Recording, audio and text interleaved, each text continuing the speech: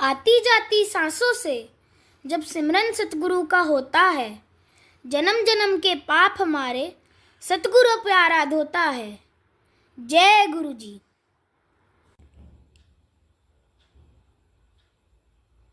जय गुरु जी। जय गुरु जी। संगत जी इस YouTube चैनल को सब्सक्राइब कर लीजिए और बेल आइकन को प्रेस कर लीजिए ताकि लेटेस्ट वीडियो की जानकारी आपको सबसे पहले मिल जाए। परम पिता गुरु जी का अनंतम अनंतम शुक्राना। गुरु जी के आशीर्वाद से ही हम संगत जी के सत्संग रिकॉर्ड कर बाकी संगत जी तक पहुंचा रहे हैं। संगत जी, अगर आप भी अपना सत्संग शेयर करना चाहते हैं तो डिस्क्रिप्शन बॉक्स में दिए गए व्हाट्सएप नंबर पर अपनी आवाज़ में रिकॉर्ड करके भेज सकते हैं। जय गुरु जी। सत्संग को अंत तक जरूर सुनिएगा संगत जी। हो सकता है आपके सवालों के जवाब भी आपको इस सत्संग में मिल जाएं। सत्संग का पाठ करने में मुझसे कोई भूल हो जाए तो गुरु जी और संगत जी मुझे माफ़ करना। परमपिता गुरु जी के चरणों में प्रणाम करते हुए मंत्र जाप के साथ शुरू करेंगे आज के सत्संग। ओम नमः शिवाय, शिवजी सदा सहाय। ओम नमः शिवाय, गुरुजी सदा सहाय। ओम नमः शिवाय, शिवजी सदा सहाय। ओम नमः शिवाय, गुरुजी सदा सहाय। जय गुरु जी। अनंतम अनंतम शुक्राना गुरु जी। जय गुरु जी, शुक्राना गुरु जी। मैं अपना सत्संग शेयर करना चाहूँगी। मैं अपना सत्संग स्टार्ट करती हूँ। ओम नमः शिवाय, शिवजी सदा सहाय। ओम नमः शिवाय, गुरुजी सदा सहाय। मैं अपना सत्संग शुरू करना चाहूँगी। मैं प्रतिभा बात कर रही हूँ दिल्ली से। मैं राखी के टाइम से ही ना अपने मतलब पीयर रुक गई थी अपने मायके। कुछ हस्बैंड से बहस हो गई थी या कुछ बातचीत हो गई थी, तो मैं आ नहीं रही थी। यहाँ तक कि ऐसी ही नौबत आ गई थी कि हम एक दूसरे से बिल्कुल अलग होना चाहते थे। मेरे हस्बैंड तो नहीं, बट मैं इतना मैं उनसे परेशान हो गई थी। उनकी कुछ बातें ऐसी हैं जो मैं डिस्क्लोज़ नहीं कर सकती, और मैंने अरदास भी लगा रखी गुरु जी से। तो काफ़ी टाइम से मैं परेशान चल रही थी उनकी हरकतों से, उनकी आदतों से। तो मैं काफ़ी टाइम से रुकी हुई थी। मैं बहुत टेंशन में रहती थी अपने मायके में। अब मायके चाहे मम्मी है मेरी, अभी पापा तो नहीं है मेरे, का एक्सपायर हो गए थे। उन्होंने राधा स्वामी का नाम लिया हुआ था, तो बाबा जी को मानते थे, राधा स्वामी को हम भी मानते हैं। बट मम्मी है, मेरे भाई है, बहन की भी शादी हो गई है, मेरे से छोटी है। बट फिर भी मायके में कितना भी आपके सब कुछ हो, फिर भी आपको मतलब एक तरह से ताने कोई ना कोई मार देते हैं। यहाँ तक कि मेरी मम्मी, मेरी खुद की मम्मी मुझे ताने मार देती थी, यहाँ बैठी हुई है, इतने टाइम हो गया, तेरे को कब लेके जाएंगे अपने ससुराल, जा, हम नहीं रख सकते तेरे को, और भी बहुत बातें हैं। तो मुझे बहुत ना दिल में चुभती थी, बहुत टेंशन होती थी कि भगवान मेरे पति को ठीक कर दो प्लीज़, उनको सद्बुद्धि दो, विचार दो, अच्छे कर्म करवाओ गुरु जी, क्यों नहीं आप कराते। हालांकि गुरु जी मुझे मैसेज देते थे, मुझे टेलीपैथी के थ्रू इंस्टाग्राम पे और यूट्यूब पे, जो असंभव है असंभव होने जा रहा है। क्योंकि जो उनकी चीज़ें हैं ना, जो जहाँ तक मुझे लगता है और सभी लोगों को लगता है कि 90% या 99% सब मतलब असंभव ही है। पर गुरु जी की कृपा से असंभव काम संभव होकर आएगा और हो जाएगा। मैं इतना जानती हूँ, इतना मानती हूँ, इतना विश्वास है। गुरु जी असंभव को संभव बना के रहेंगे। आज नहीं तो कल वो पक्का काम हो जाएगा। और गुरु जी मुझसे कहते हैं, तेरा जो संभव काम है संभव कर रहा हूँ, पक्के तरीके से कर रहा हूँ, चिंता नहीं, टाइम जो लग रहा है वो पक्के तरीके और अच्छे तरीके से करने में लग रहा हूँ। तो मैं भी आस लगा के बैठी हूँ कि गुरुजी जो काम करेंगे, मेरा संभव को संभव करके दिखाएंगे काम को। गुरुजी की नज़रों में और गुरुजी के लिए कुछ इम्पॉसिबल नहीं है, सब पॉसिबल है। तो गुरुजी वो पॉसिबल करके दिखाएंगे, संभव होकर रहेगा और पूरी अच्छे पक्के तरीके से होकर रहेगा। और मैं भी गुरुजी से अरदास लगा के, जो भी काम करो आप अच्छे और पक्के तरीके से ही करो, पर गुरुजी टाइम से कर दें तो बहुत अच्छा रहेगा।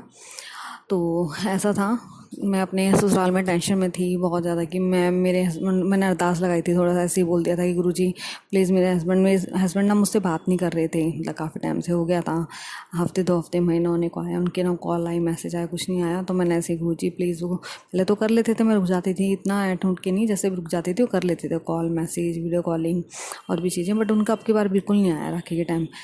तो महीना गुजर गया। फिर जैसे मैंने सुबह बोला गुरुजी से प्रार्थना करी, तो गुरुजी ने मतलब प्रार्थना स्वीकार करी और मेरी शाम तक मेरे हस्बैंड की वीडियो कॉलिंग आ गई। मेरा एक बच्चा है 1.5 साल का, उसके लिए, तो उससे बातचीत करी हंसते खेलते उन्होंने। और मेरे सास ने भी करी और उन्होंने भी करी। तो मैंने गुरुजी का शुक्राना किया, थैंक यू शुक्राना गुरुजी, आपने इतनी जल्दी सुन लेते हो। मैंने सुबह आपसे प्रार्थना करी थी दोपहर में ही, और आपने शाम तक रात तक जो प्रार्थना है मेरी अरदास पूरी कर दी। आगे भी सबकी ऐसी अरदास जल्दी जल्दी पूरी करना और सबकी सुनना, और आगे भी सबकी इच्छाएं पूरी करना गुरुजी, मेरी भी करना साथ साथ। तो ऐसा था। फिर ये बात हो गई है। फिर मेरा घर जाने का हो नहीं रहा था, मैं क्या करूं, ज़बरदस्ती अपने घर में रुकी हुई थी मायके में, बट मेरा ससुराल आने का हो नहीं रहा था। कुछ हस्बैंड के चलते हुए और कुछ बातें थी जो मेरे हस्बैंड मान नहीं रहे थे। बस गुरुजी पे छोड़ा हुआ था मैंने सब कुछ। गुरुजी आप ही ठीक करोगे, आप ही जो भी कुछ करना आप ही संभालोगे, बस मुझे कुछ नहीं पता। असंभव को संभव करके दिखाना है आपको, हाँ, आज नहीं तो कल, और करके ही दिखाना है गुरुजी, आप करके दिखाओगे, बस मैं ये चाहती हूँ। बस मैंने गुरुजी को अपनी नैया छोड़ दी है, अपनी गाड़ी थमा दी है। गुरुजी आपके सहारे मेरी ज़िंदगी, आपके सहारे मेरी गाड़ी, जैसे चलाओगे वैसे, जैसे ज़िंदगी कटवाओगे वैसे काटेंगे, आप जो करोगे सब अच्छा करोगे, इतना जानती हूँ गुरुजी मैं। तो मेरे जेठ की ना तबीयत ख़राब हो गई थी। हाँ, मुझे मैसेज मिले थे, मेरे और रिलेटिव हैं, नंद वगैरह हैं, मौसी सास की, उनकी लड़की ने बताया कि आपके जेठ की मतलब भैया की तबीयत ख़राब हो रही है भाभी। और मैं तो सोची उनकी तबीयत, उनको डायबिटीज़ भी है और भी 1-2 बीमारियां हैं, तो मैंने कहा ऐसे हो जाती है उनकी तबीयत ख़राब, तो ठीक है।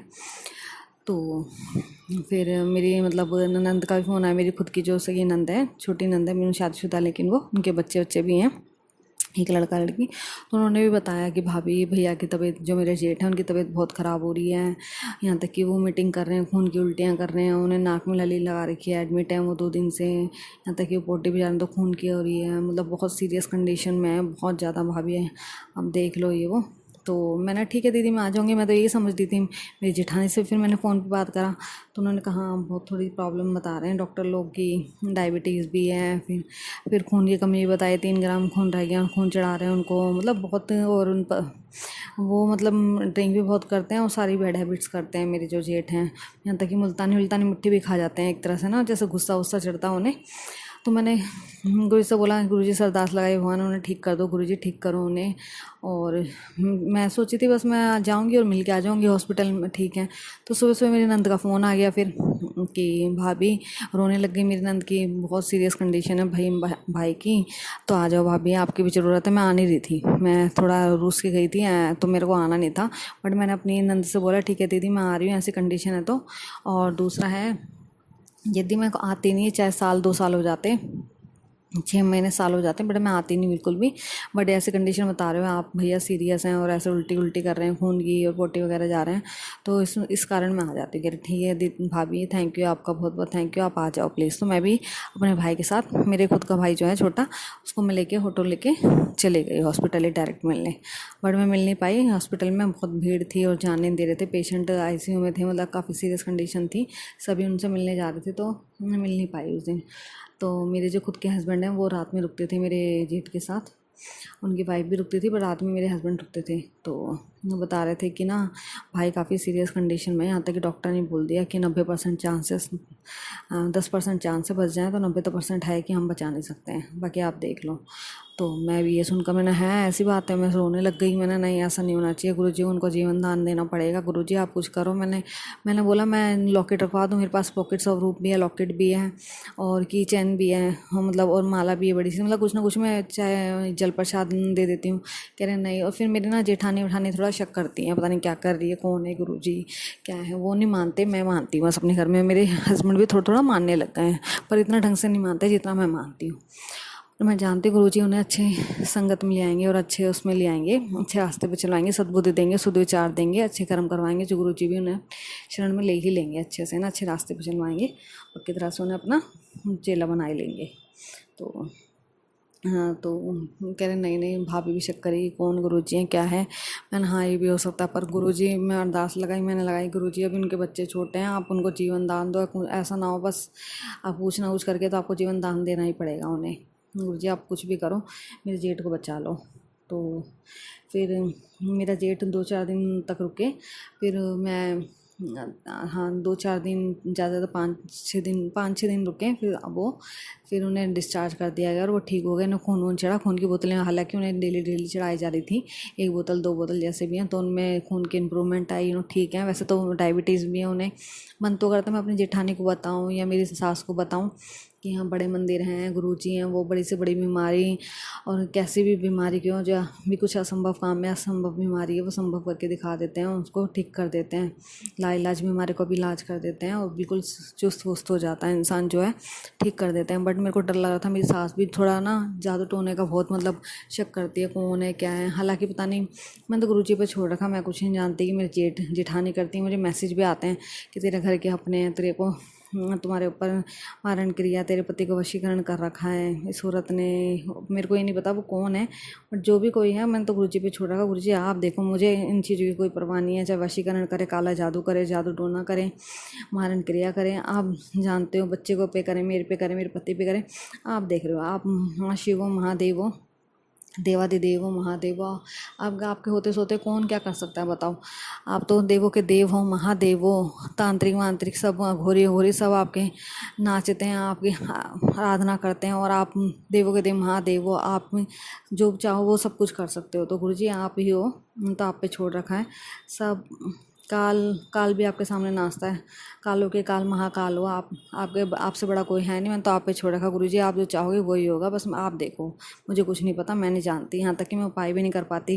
कि यहाँ तक कि मैसेज भी आते हैं मेरे पास कि काली माता को चुन्नी चढ़ाए, या फिर हनुमान जी को चूरमा दो, और शीतला माता को ठंडी चीज़ खिलाओ, चढ़ाओ, चुन्नी चढ़ाओ। बट मैंने सिर्फ काली माता को चढ़ाया और हनुमान जी को चढ़ाया है, और शीतला माता की गई नहीं। और मैंने एक बार ही कराया, मेरे से उपाय भी नहीं होते हैं, और मैं ना करना भी नहीं चाहती हूँ, ना कर पाती, क्योंकि मेरी सास भी बहुत शक करती है, मेरी जेठानी बहुत, उनके भी शक दिमाग में बना रहता है, क्या करती है, कौन है क्या।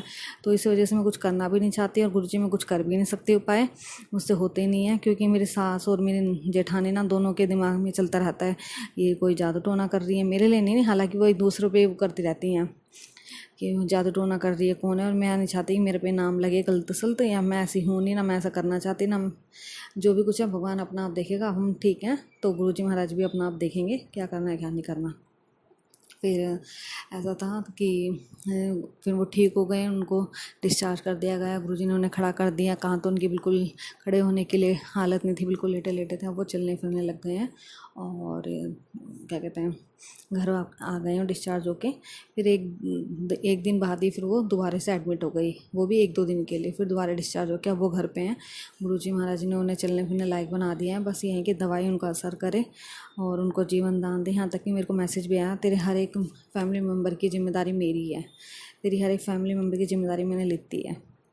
बस गुरुजी महाराज पे मैंने सब छोड़ रखा, गुरुजी महाराज जो कहते हैं वो सब होगा। और गुरुजी महाराज कह रहे हैं तेरे पति को मैंने अपना आपसे जोड़ लिया है, मुझे पता है मेरे पति को जोड़ लिया। खुद कहते हैं कि हाँ मेरे को गुरुजी महाराज भी चमत्कार दिखाएं कई बारी, बट वो पूरी तरह से, इतनी अच्छी तरह से नहीं मानते जितना मैं मानती हूँ। बट मुझे पूरा यकीन है कि वो आने वाले टाइम पे मेरे से भी ज़्यादा मानने लग जाएंगे, मेरे से भी ज़्यादा आराधना पूजा करेंगे गुरुजी की, समझेंगे गुरुजी को, मानेंगे, उनकी आज्ञा मानेंगे। बस मैं चाहती हूँ अच्छे कर्म करें, मेरे पति अच्छे रास्ते पे चलें, और सद्बुद्धि मेरे पति को सुविचार दो, गलत चीज़ों से दूर रखो, मेरे बच्चे को, मेरे पति को, हमें सद्बुद्धि दो, सुविचार प्रदान करो, अच्छे कर्म करवाओ गुरुजी। और एक दिन ये था कि मेरे को गुरुजी बताते थे, मतलब टेलीपैथी में, कि तेरे को मैं ओम रूप में दर्शन दूंगा, तेरे को मैं तितली रूप में दर्शन दूंगा। तो मैं अपने जब मायके रहती थी तब तो मेरे को डेली तितली दिखती थी, हरे रंग की, पीले रंग की, और सफ़ेद रंग की, ब्लैक रंग की, उसमें नीले से लाइंस होती थी, इतनी अच्छी ब्यूटीफुल होती थी। हाँ हरियाली है काफ़ी, तो देखना मैं सोचती थी हरियाली है, यहाँ पे बारिश है, तो ऐसे तितलियाँ डेली रहती हैं, दिख जाती हैं मुझे। बट मेरा ससुराल है वो गली में है, तो वहाँ पे मतलब 80-90% चांसेस है कि दिखे ना, और 10-20% है कि दिख जाए, तो बाई चांस। खुले एरिया में तितली रहती है, हरियाली में रहती है, बट यहाँ गलियों में कहाँ तितली दिखेंगी आपको। बट ऐसा हुआ कि मुझे बहुत पहले जब मैं घर पे आई थी अपने ससुराल में, अभी मायके से होके, तो तो मुझे बड़ी सी तितली दिखी, उसमें हरे हरे से डॉट दिखे, इतनी ब्लैक कलर की तितली, इतनी बड़ी सी। मैं हैरान हो गई, गुरुजी ने मुझे दर्शन दे दिए। फिर मुझे कल ही फिर तितली दिखी दोबारा से, फिर बड़ी सी तितली, उसमें वही वाली तितली, हरे हरे से डॉट लगे। मेरे हस्बैंड खाना खा रहे थे अंदर, मैंने अपने हस्बैंड को बुलाया, मैंने आओ देखो तितली आई है। मेरी सास बैठी थी बगल वाले कमरे में, इसलिए मैंने बोला नहीं, गुरुजी हैं। मैंने आओ देखो तितली, देखो मेरे हस्बैंड का नाम रजनीश है, तो मैं उनके ना आओ देखो तितली आई है, कितनी अच्छी तितली है, देखो कितनी सुंदर तितली है। तो मेरे हस्बैंड उठ के आए, तो इतने में वो मेरे ऊपर से निकल के चले गए, पर मेरे हस्बैंड को नहीं दिखी। दूसरी बार फिर मेरे को दिखी, मेरे हस्बैंड को फिर मैंने आवाज़ दी, पर मेरे हस्बैंड को दिखी नहीं। तो मेरे हस्बैंड को रियलाइज़ हुआ कि देख, मेरे को गुरुजी ने बोला भी था तुझे मैं दर्शन तो दूंगा, तू चाहता है पर तू ठीक हो जा जब मैं तुझे दर्शन दूंगा। देखा, मेरे हस्बैंड को भी रियलाइज़ हुआ कि गुरुजी ने मेरे को दर्शन इसलिए नहीं दिए क्योंकि मैं ठीक नहीं हूँ। तो मैंने भी बोला देखो अपने कर्म सुधारो, अच्छे कर्म बनो, मुझे गुरुजी भी आपको साक्षात दर्शन दे, अच्छे से दर्शन दे, वो भी अपना सेवादार चेला बनाए, अपनी शरण में ले अच्छे से, तो मैं अच्छे कर्म करवाएं, सद्बुद्धि दें। तो बस हाँ, वो भी कहते हैं कि हाँ मैं मानता हूँ गुरुजी को और ऐसे ही करूँगा, देखो और गुरुजी आगे क्या करवाते हैं। और सबसे बड़ी बात, मैं हैरान थी, मैं ना गुरु से अंदर ही अंदर रोने लग गई। मैं जब अपने मायके थी ना, मेरी जेठ की तबीयत ख़राब चल रही थी, मम्मी भी थोड़ा ताना दे देती थी कि क्या घर में पड़ी रहती है, थोड़ी मम्मी से हो ही जाती थी काम के पीछे। बच्चा मेरा छोटा, तो बच्चे को भी संभालना होता था, मुझे 1.5 साल का बच्चा है, तो ये इसको भी संभाल लेती थी, कभी काम फैल जाता था, बर्तन वर्तन नहीं मांजना, झाड़ू पोछा तो नहीं, मतलब मेड लगा रखी है मम्मी ने। तो काम वाम के सिलसिले में कि काम फैला दिया तूने हमारा आके, और मैं बहुत सारी चीज़ें बोलती थी मम्मी मुझे, वहीं जाते तो ससुराल में रह सकते, तो यहाँ बताया कर, हम तेरे को नहीं झेल सकते, ऐसे करके मेरा आत्मा मेरी इतनी रोने लग गई थी कि बताओ, खुद की माँ हो कैसे ताने दे रही है, ये तेरा पति भी तेरे को नहीं संभाल पा रहा, तो इतना तंग करती है सबको, और यहाँ पे भी आके तंग करती है, तुम वहीं रहा कर, तू आया मत कर। मैं अंदर ही अंदर ना लेटे लेटे रोने लग गई। मैं रात को मेरी आत्मा से मेरे आंसू टपकने लग गए, मैं अंदर ही अंदर रोने लग गई कि गुरुजी महाराज देखो, मेरे घर की खुद मुझे ताने देते हैं, मैं कहाँ जाऊँ, क्या करूँ। मेरे हस्बैंड से भी मेरी अभी लड़ाई वड़ाई हो रखी है, नहीं बनती उनसे भी, ना उनको सद्बुद्धि दो, शुद्ध विचार दो, अच्छे कर्म कराओ, बुला ले अपने पास, हम अच्छे से रहें।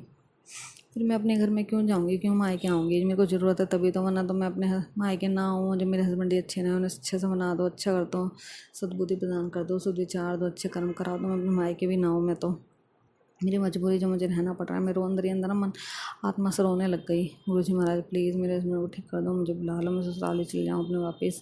यहाँ दिवाली मनाऊँगी तो दुनिया क्या कहेगी, कब से आई है यहाँ पे, हो राखी से रह रही है क्या, अभी तक अपने पियर नहीं जा रही है, यहाँ पे भी दिवाली मना रही है, करवा चौथ भी आ रहा है, बहुत सारी चीज़ें।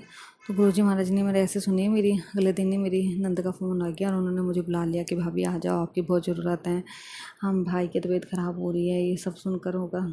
सुनकर फिर मैं भी चली गई, मैंने ठीक है चले जाती हूँ। तो आज मैं अपने ससुराल में हूँ, टचवुड ठीक है बस। और मेरे में यही चाहते हैं मेरे पति को ठीक कर दें, उनको सद्बुद्धि दें, अच्छे कर्म करवाएं, शुद्ध विचार दें मेरे को, मेरे बच्चों को मैं सही रास्ते पे ले जाएं। गुरुजी अपने शरण में रखें, अपना साथ बनाए रखें, अंग संग रहे, साथ दें, साथ बनाए रखें। गुरुजी महाराज मुझे माफ़ करना, मुझे बोलना नहीं आता, जैसे जो बात आ रही है दिल में मन में हो बता रही हूँ, जो मेरे साथ हुआ है। गुरुजी और देते हैं कि तेरी ऐश कराऊँगा, बल्ले बल्ले होने वाली है, तेरे घर में साक्षात लक्ष्मी हाँ पधारने वाली है। बस बहुत सारी चीज़ें, बस मैं आस लगा के बैठी हूँ। हाँ ये सब चीज़ें बोली हैं तो गुरुजी ने आज नहीं तो कल हो जाएंगी ही होएंगी, लेकिन कोई बात मेरे को ये नहीं कि गुरुजी ने आज मैसेज आया तो कल क्यों नहीं हुई। थोड़ा सा मैं गुरुजी से नाराज़ भी हो गई थी बीच में कि मेरे आप हस्बैंड को ठीक नहीं कर रहे हैं, इतने मेरे को मेरी शादी को 2 साल हो गए हैं, अभी तक नहीं सुधरने पा रहे वो। बहुत मैं ना गुरु से मैंने मतलब उनका यहाँ तक कि मैं सत्संग सुनती रहती थी, मैंने सत्संग सुनना बंद कर दिया था और मैसेज वगैरह देखना भी ज़्यादा मैं गुरु जी को देखती नहीं थी, सुनती नहीं थी। तो गुरु जी के मैसेज भी आते थे, क्या हुआ, की गल हुई, तो शुक्राना करना तूने छोड़ दिया, तो सत्संग भी इग्नोर करती है, सत्संग भी नहीं सुनती है। तो फिर मैं धीरे धीरे मैंने सत्संग सुनना स्टार्ट कर दिया और अब मैं डेली सुनती हूँ। और मैं शुक्राना भी तभी मैंने जब मेरे पति को सद्बुद्धि दोगे, अच्छे कर्म करने लगेगा, वो अच्छे रास्ते पर चलने लगेगा, तभी मैं करूँगी शुक्राना, वरना मैं तो नहीं करूँगी गुरु जी आपको शुक्राना कभी, जब तक मेरा पति ठीक नहीं होगा, मेरे हस्बैंड ठीक नहीं होंगे। बट इस चीज़ का तो मैं शुक्राना करना चाहूँगी कि मेरे जेठ को जो जीवन दान दिया, उनके बच्चे हैं छोटे छोटे, 8 9वीं 10वीं बच्चे पढ़ रहे हैं, उनके लड़का भी है, 2 लड़कियाँ हैं, 1 लड़का है, बीवी है। मैंने कहा अच्छा लगता, माँ हो भी बाप की ज़रूरत है, बच्चे काफ़ी छोटे हैं, पत्नी को भी अपने पति की ज़रूरत होती है और पूरी फैमिली वो हो जाएगी, डिस्पॉइल हो जाएगी। इसलिए प्लीज़ गुरुजी महाराज आप जीवन दान दो मेरे जेठ को, जो उनकी फैमिली बची रहे और उनका सुखी परिवार है। तो गुरुजी महाराज ने ऐसी मेहर करी, जो मेरे जेठ को ठीक कर दिया, उनको जीवन दान दिया, वो घर में है, डिस्चार्ज हो गया। वो धीरे धीरे बस गुरुजी महाराज की ब्लेसिंग रहेंगी तो वो धीरे धीरे ठीक हो जाएंगे, और उनकी भी जो बुरी आदतें, गंदी आदतें, वो सब छूट जाएंगी। और गुरुजी महाराज सबको सद्बुद्धि दें, सुख शांति प्रदान करें, अच्छे रास्ते पे ले जाएं, और मेरे पति को भी अच्छे कर्म करवाएं, अच्छे सद्बुद्धि दें और अच्छे रास्ते पे ले जाएं। हमें भी सबकी इच्छा पूरी करना गुरुजी महाराज। बस मैं यही कहना चाहूँगी, ये मेरा शुक्राना सत्संग है। गुरुजी महाराज जल्दी सुनते हैं, सबकी इच्छा पूरी करते हैं। मुझे माफ़ करना गुरुजी महाराज, कुछ में से जल्दबाजी में या फिर मैंने कुछ गलत सलत बोल दिया हो या कुछ गलत निकल गया हो, तो मैं आपसे दिल से माफ़ी चाहती हूँ। मुझे माफ़ करना गुरुजी महाराज। जो मन में और दिल में दिमाग में आ रहा है वो मैं आपको बता रही हूँ। जो मेरे साथ शुक्राना सत्संग हुए हैं तो मैं आपके साथ शेयर कर रही हूँ शुक्राना सत्संग। जय गुरु जी, शुक्राना गुरु जी। ओम नमः शिवाय, शिव जी सदा सहाय। ओम नमः शिवाय, गुरु जी सदा सहाय। ओम नमः शिवाय, शिव जी सदा सहाय। ओम नमः शिवाय, गुरु जी सदा सहाय। जय गुरु जी, शुक्राना गुरु जी। मुझे माफ़ करना गुरु जी। गुरु जी पर विश्वास रखें, गुरु जी सभी की मनोकामना पूरी करते हैं। अब हम सब मिलकर मंत्र जाप करते हुए आज के सत्संग का यहीं विराम करेंगे। ओम नमः शिवाय, शिव जी सदा सहाय। ओम नमः शिवाय, गुरु जी सदा सहाय। ओम नमः शिवाय, शिव जी सदा सहाय। ओम नमः शिवाय, गुरु जी सदा सहाय। जय गुरु जी।